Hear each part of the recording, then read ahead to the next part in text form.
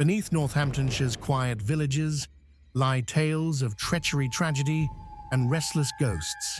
From haunted inns to cursed churches, join creepy experience as we uncover the county's most haunted places.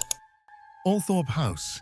In the quiet heart of Northamptonshire stands Althorp House, a grand estate of long corridors, pale staircases, and polished floors that have known centuries of laughter and grief.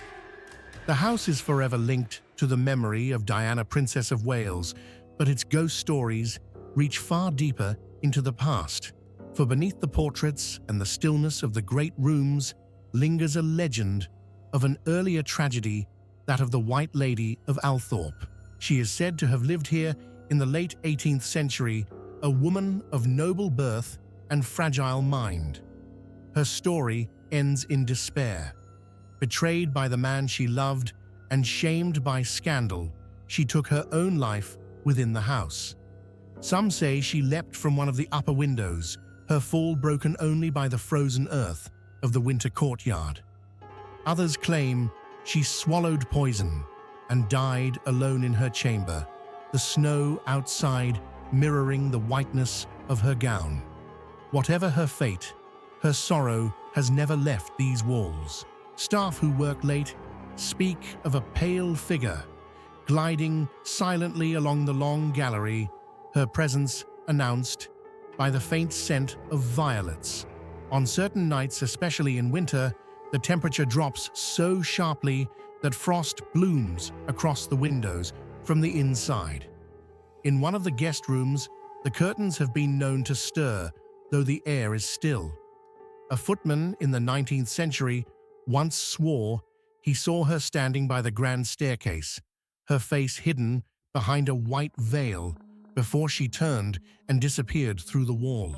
Visitors who stay overnight often describe the same thing, the feeling of being watched as they move through the upper corridors, followed by the softest sound, a sigh, long and mournful. Dogs refuse to enter the west wing after dusk, whining at the empty doorway. Even the family portraits seem to darken when she is near. They say the White Lady still walks the path between her old chamber and the staircase where she took her final steps, searching for peace she never found in life. And when the moonlight strikes the windows just right, some claim they can see her reflection standing beside their own, calm, distant, and forever dressed in white. Delapré Abbey. Hidden within a sweep of parklands south of Northampton stands Delapré Abbey, its weathered stone glowing gold by day, yet strangely cold when night begins to fall. The abbey has served many lives, a Cluniac convent in the Middle Ages, a royal estate, a wartime hospital, and later a private home. But through all those centuries, one silent figure has remained. Locals call her the Blue Lady. Her story begins in the 13th century, when the abbey was home to an order of devout nuns. Among them was a young sister, who legend says fell in love with a knight wounded in battle. Forbidden by her vows to care for him beyond the walls, she defied her superiors, tending to him in secret until he recovered. When their love was discovered, she was forced to choose between her heart and her faith. Her choice ended in despair. Some say she threw herself from the upper window into the garden below. Others claim she wasted away in solitary prayer until death came quietly. Since then, her blue-robed figure has been seen gliding across the upper landing and the grand staircase where moonlight glances off her veil like water. A nurse once assigned quarters in the former convent rooms left after a week, too shaken by the sound of footsteps that stopped outside her door each night. On the first floor, visitors report lights, flickering corridors, falling unnaturally cold, and the faint echo of a woman weeping somewhere beyond reach. One caretaker in the 20th century swore he met her face to face. Locking the building after dark, he turned a corner and saw a woman in a faded blue habit standing by the window, her hands clasped in prayer. She turned toward him, her face pale and full of sorrow, then vanished like smoke. The air where she had stood was ice-cold and heavy with the smell of incense. Today, the Blue Lady of Delapré is known less as a terror than as a guardian of the old abbey, forever bound by love and repentance. And as visitors wander the silent halls after dusk, some pause by the staircase, sensing that if they listen closely enough, they might still hear the soft rustle of her robes passing in the dark. The Hind Hotel. In the market town of Wellingborough stands the Hind Hotel, its tall gables and mullioned windows watching over Sheep Street since the days of Cromwell. By daylight it is warm and bustling, a fine Georgian coaching inn, where the air smells faintly of ale and oak polish. But after dark, when the corridors grow quiet and the clocks strike 10, a chill steals through the upper floors. That is when the spirits of the Hind make themselves known. The oldest tale speaks of the White Lady, a young servant girl, who overheard talk she was never meant to hear. During the turmoil of the English Civil War, men gathered in secret at the inn, plotting the fateful Battle of Naseby. The girl, loyal and curious, listened behind a door and caught every word.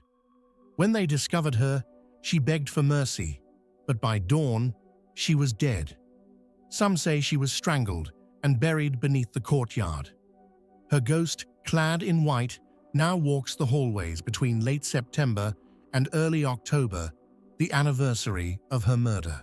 Guests have seen her appear between 10 and midnight, gliding through locked doors, her face pale and mournful.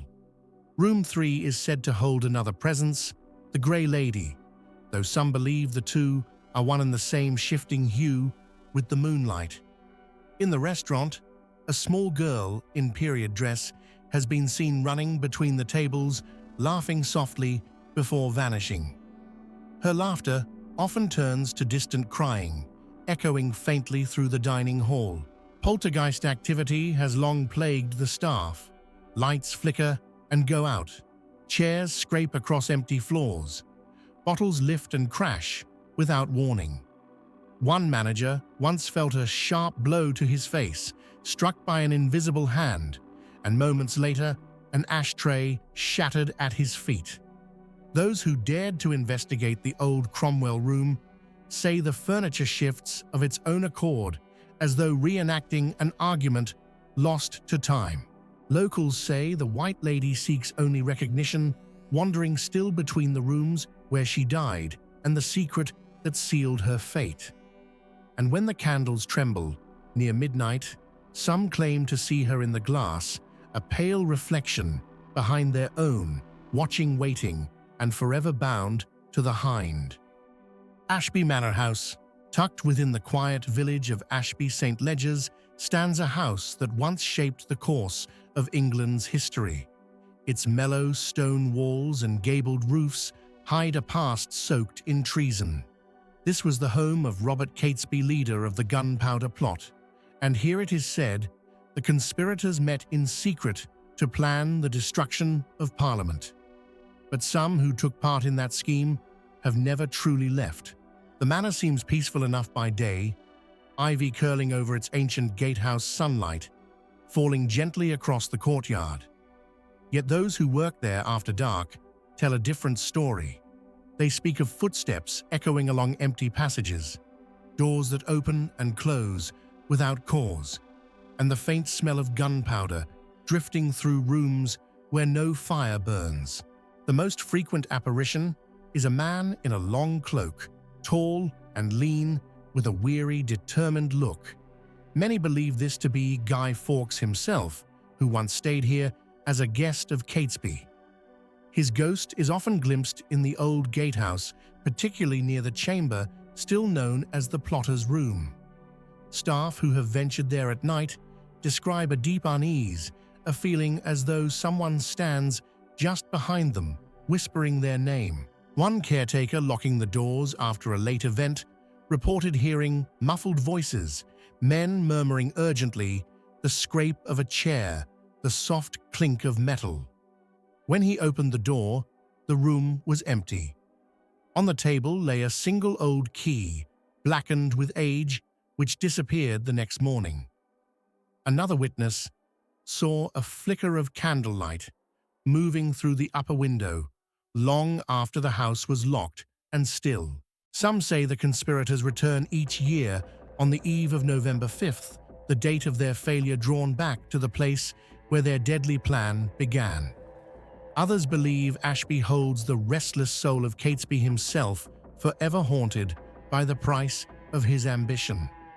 Whatever the truth, the house remains steeped in that uneasy stillness, the kind that seems to pause between heartbeats, as though the walls themselves are holding their breath, waiting for a knock that never comes. The Admiral Nelson, along the canal at Braunston, where the water laps softly against the mooring stands, the Admiral Nelson, a quiet country inn with low beams, creaking floors, and the scent of ale and oak smoke. To the passing traveler, it seems a place of warmth and comfort. Yet when night deepens and the last pint is poured, the air turns uneasy. For within these walls walk not one, but two restless spirits. The first is a woman seen drifting along the corridor that once led to Nelson's cottage next door, a doorway long sealed with brick. Dressed in faded skirts, she glides toward the wall, where her path once continued, her eyes downcast, her form dissolving before she reaches it. Some say she was a maid, dismissed, in disgrace. Others that she waits still for the lover who never returned. Those who encounter her speak of a deep sadness and of the faint scent of lavender that lingers long after she vanishes. But the darker presence belongs to the one they call the Man in Black. He is described as tall and shadowy, his outline indistinct, his clothing old-fashioned and black from head to toe, much like a chimney sweep or a mourner. He is most often seen walking toward the old chimney that was bricked up centuries ago, or standing silently beside table 17 in the dining room. One chef claims to have felt a cold hand rest upon his shoulder, followed by a whisper just behind his ear. When he turned, no one was there. Objects in the pub rarely stay still. Beer mats fling themselves across the bar. Pictures crash from the walls and glasses rattle on their shelves as if jolted by an unseen force. Regulars have learned to laugh it off, but newcomers often leave pale and trembling. Some believe the Man in Black was once a traveler who perished in the canal seeking warmth that night within the inn. Others think he was the chimney sweep who died while clearing soot from the flue now sealed forever. Whatever his story, his presence remains strongest on still damp evenings when mist curls over the water and the lamps flicker in the breeze. And if you ever sit at table 17, you might feel that same gentle touch on your shoulder, a reminder that some patrons at the Admiral Nelson never truly left. The Plume of Feathers. In the quiet village of Wiedenbeck, the Plume of Feathers stands by the roadside, its sign creaking softly in the wind. Inside, the smell of wood smoke and ale drifts through low-beamed rooms, and laughter rises easily from the bar. Yet locals will tell you that when the last pint is poured and the lights begin to fade, the inn belongs to others, figures from another century who refuse to leave. The most famous of them is George, a landlord from the early 19th century. He was known for his quick wit and love of company, a man who kept the hearths burning late into the night. But his cheer ended abruptly when he was found dead at the foot of the cellar stairs. Some said it was an accident. Others whispered that he'd crossed the wrong men. Since then, George has been seen in his old haunts, a shadowy figure in spats and garters, pacing the bar, as though still taking stock for the day's trade. Lights switch themselves on and off, and the fruit machine sometimes plays without a coin, inserted its reels spinning to the rhythm of invisible hands. Doors open and slam, as if caught by a sudden gust, though the air remains still. Patrons have felt their hands brushed by something unseen, and a few claim to have heard George's hearty laugh from an empty corner. But he is not alone. The inn once served as a stop for travelers, and according to legend, a hideout for the Culworth gang, a band of highwaymen who terrorized Northamptonshire in the 17th and 18th centuries. Some say one of them was caught and hanged near the inn, and his spirit lingers defiant and unrepentant. Heavy boots echo across the floorboards, tankards tilt and spill by themselves, and a shadow moves through the back room long after midnight. Despite the unease, regulars speak of the ghosts with affection, as if they're simply part of the pub's history, old friends sharing the space. And perhaps that's true, for the Plume of Feathers has stood for centuries, its walls steeped in laughter, tragedy, and ale. And every so often, when the night grows still, George and his ghostly companions seem to raise one last toast to the living before fading into the dark. The Falcon at Castle Ashby. On the edge of Castle Ashby, where the fields stretch wide beneath a lowering sky, stands the Falcon, a handsome country inn with ivy-clad walls and a quiet charm that belies its haunted past. The smell of tobacco and polished oak lingers here, but so too does something colder, the memory of Arthur the blacksmith, a man whose loyalty cost him his life. Arthur lived centuries ago when Cromwell's soldiers swept through Northamptonshire during the Civil War. They came to his forge one night, demanding new shoes for their horses before dawn. But Arthur was a royalist, and his answer was short. He would never shoe a traitor's beast. For that defiance, the soldiers dragged him to the great walnut tree behind the inn and hanged him where he stood. His forge grew cold, his anvil silent, yet the echo of that night has never truly faded. The Falcon's cellar, once part of his workshop, is the heart of the haunting.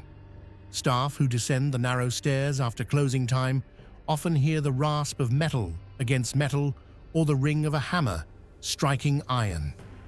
The smell of smoke and burnt leather fills the air, though no fire burns there now.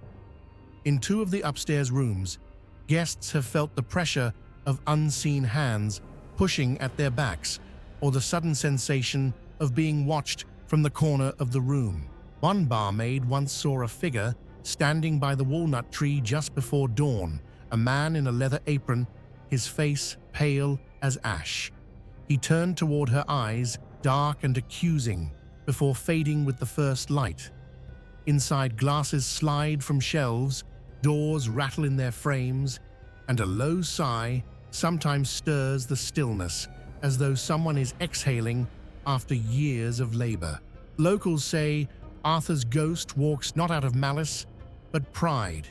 He died for his beliefs and remains bound to the place where he took his stand. Even now, on windy nights, the branches of the old walnut tree creak like a noose tightening in the dark, and those who pause beneath it swear they can hear the faint strike of a hammer echoing from somewhere deep below the inn. Thorsley Hall, in the rolling countryside of Daventry, where the fields fall away to still lakes and mist gathers in the hollows, stands Thorsley Hall, a Tudor mansion of great beauty and quiet melancholy.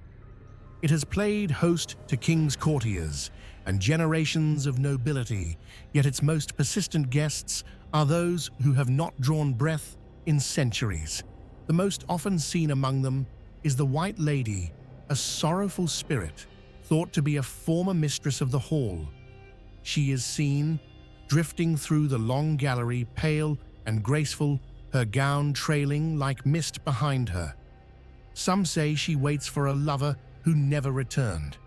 Others claim she mourns a child lost to fever long ago.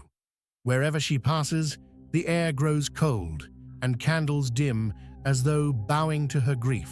But it is the second presence, the Green Huntsman, that truly unsettles the villagers. He is said to appear on New Year's Eve astride a grey horse, his cloak dark as moss, his eyes burning faintly with green light. The legend warns that to see him is a dreadful omen, for within the coming year, either you or someone close will die. Guests at the hall have reported hearing the distant sound of hooves striking stone just before midnight, followed by a long, mournful horn echoing across the grounds. One porter, locking the outer doors on a frosty December night, looked up to see a rider pass through the courtyard, horse and man both luminous, their outlines shimmering as if cut from fog. The next day, he learned that his brother had died suddenly in his sleep. Others speak of voices whispering in the chapel and of doors opening by unseen hands when the wind outside is still. The staff have learned not to speak the huntsman's name aloud after dark, lest he answer.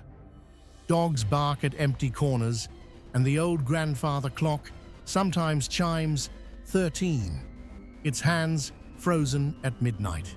Fawsley Hall remains a place of splendor and silence, but those who stay over New Year's Eve say they sleep lightly.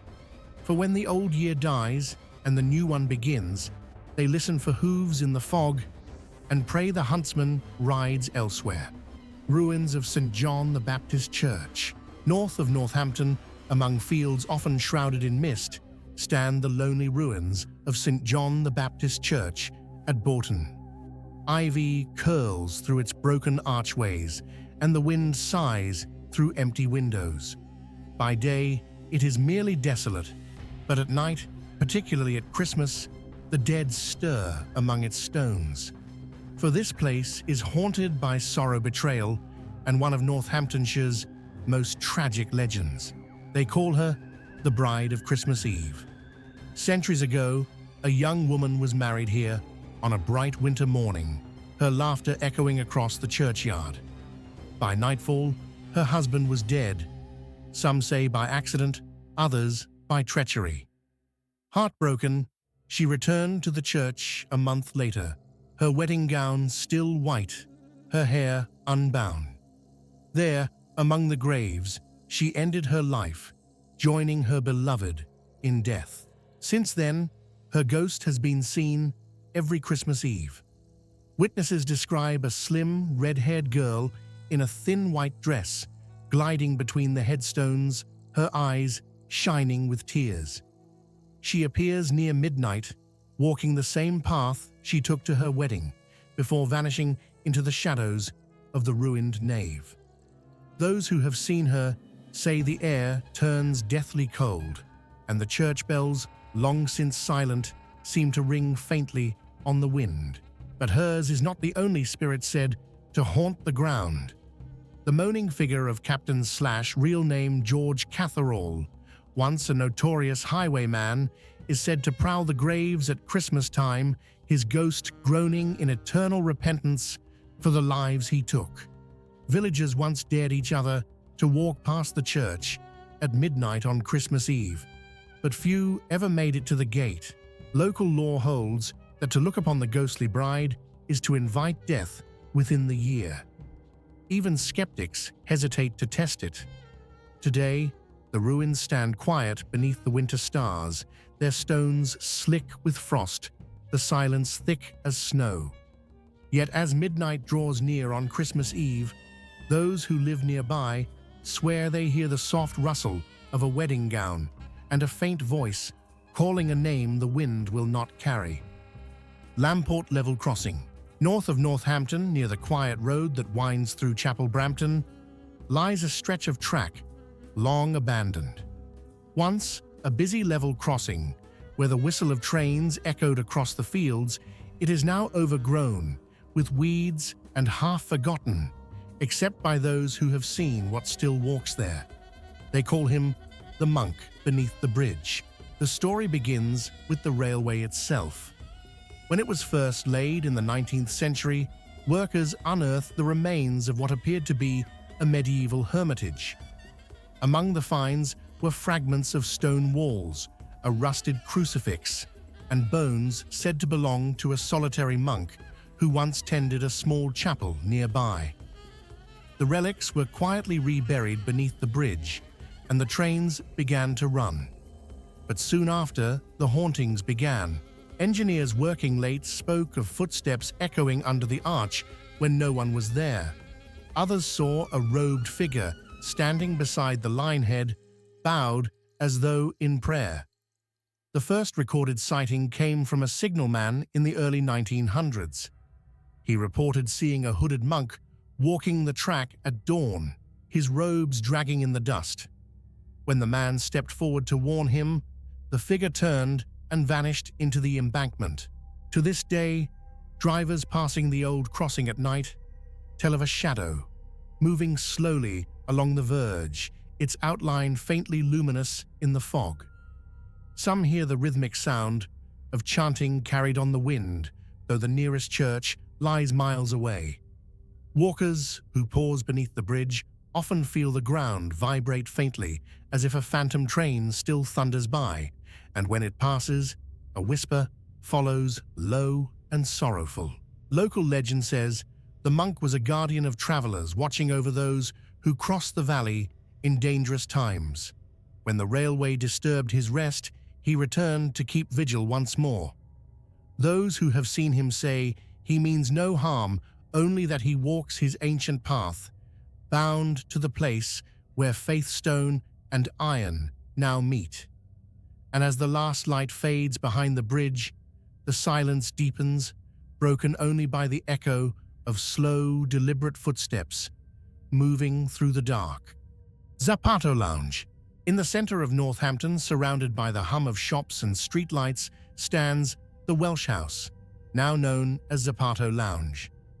By day, it's lively music, laughter, the clatter of glasses, a modern cafe bar with no hint of the past. Yet those who work the late shifts know the building differently. When the crowds thin and the lights dim, something ancient seems to stir behind the walls. Long before it became a restaurant, this site was part of a religious complex, perhaps a friary, perhaps an outbuilding of St. Giles's parish. Beneath the polished floors, archaeologists once found stone foundations and fragments of carved masonry hinting at centuries of worship. And it is from that forgotten era, they say, that the monk of Newland Walk still lingers. He is seen only in silence. Staff locking up at night have glimpsed a tall figure gliding across the upper room, hooded, robed in grey, the folds of his habit faintly shimmering in the half-light. One waitress, closing alone, turned to find him standing by the old staircase. His face was hidden, but his presence filled the room with cold. When she blinked, he was gone, though a faint scent of candle wax and damp stone lingered in the air. Customers have reported sudden drops in temperature and the peculiar feeling of being watched from the shadows near the rear wall. Glasses tremble on the shelves without reason, and the sound of slow footsteps is sometimes heard crossing the floor long after closing. Security cameras occasionally flicker, capturing a brief distortion, a shape that looks for all the world like a figure in a cowl. Some locals believe the monk once tended the poor here and still keeps his lonely vigil lost between devotion and duty. Others think he was buried alive beneath the old foundation when the friary fell into ruin, his spirit bound by unfinished prayer. Today, Zapato Lounge hums with laughter and light, but when the music fades and the city quiets, the past rises once more. Those who've heard the echo of those deliberate steps say the monk still walks his midnight rounds, pacing forever between the living and the forgotten. Northamptonshire's ghosts still walk from cavaliers and brides to monks in the mist. If these haunted tales stirred your imagination, subscribe to Creepy Experience, share your thoughts, and follow us to the next haunted county.